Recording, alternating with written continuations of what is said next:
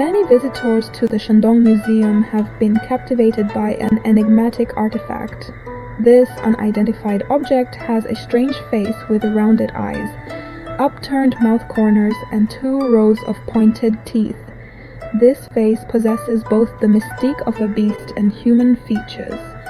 Every visitor to the exhibit, observing it, is compelled to inquire, what is it?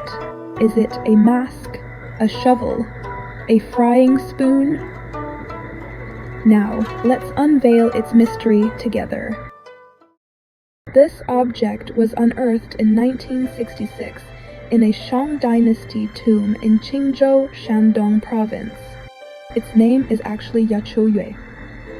The word Yachou is derived from 2 inscriptions that are located on both the front and rear of it, one on each side of the sphinx-shaped mouth. And Yue, ancient Chinese records describe it as a long, axe-like tool with a thinner blade, curved blade lines, and a wider body. And the face of Yue is typically held in place in a wooden handle with grooves by sinews. So what is Yue's precise function? Although its application has evolved over time, it can be broadly classified into the following 3 areas. According to ancient texts, Yue was occasionally used as a torture device to chop off the heads of sinners who had committed serious crimes and were originally of extraordinary status.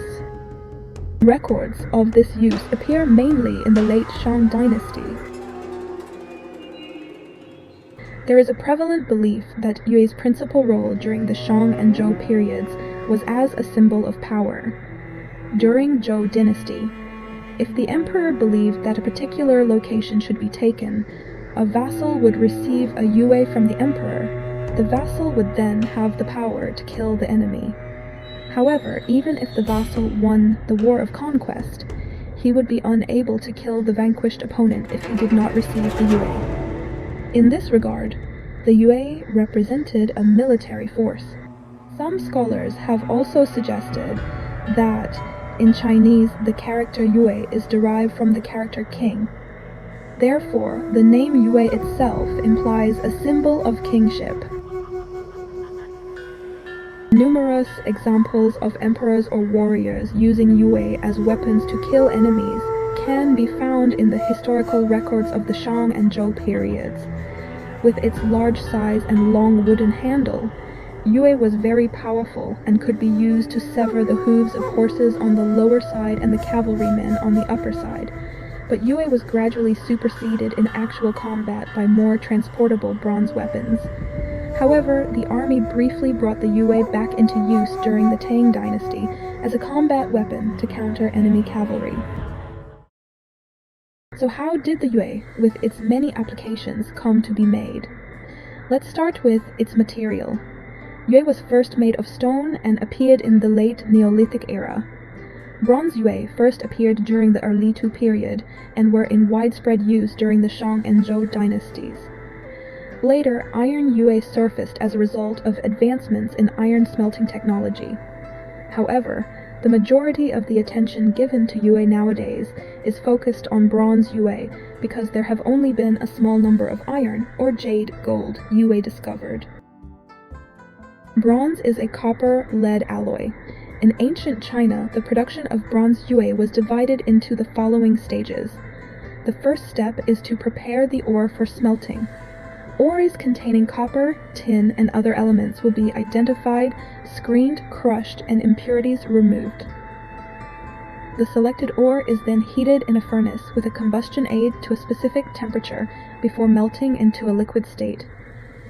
This process may also include secondary refining to adjust the alloy's composition and improve purity. The bronze Yue was primarily cast using piece mold casting, which involved initially molding the basic shape of the Yue in clay, stone, or wood.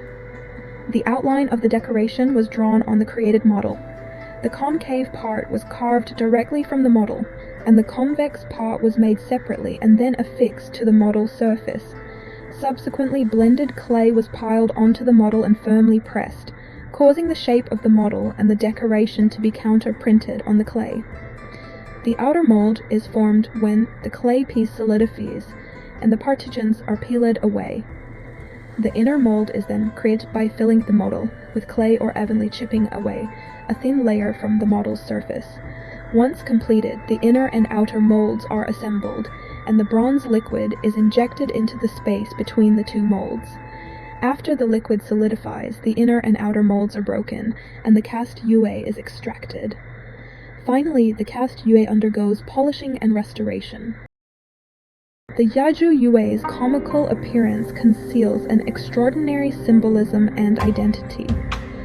It is not only a concentrated symbol of power and war, but also a solemn and formal demonstration of ancient metallurgical craftsmanship. It is like a key waiting for us to open the door to a distant and mysterious past.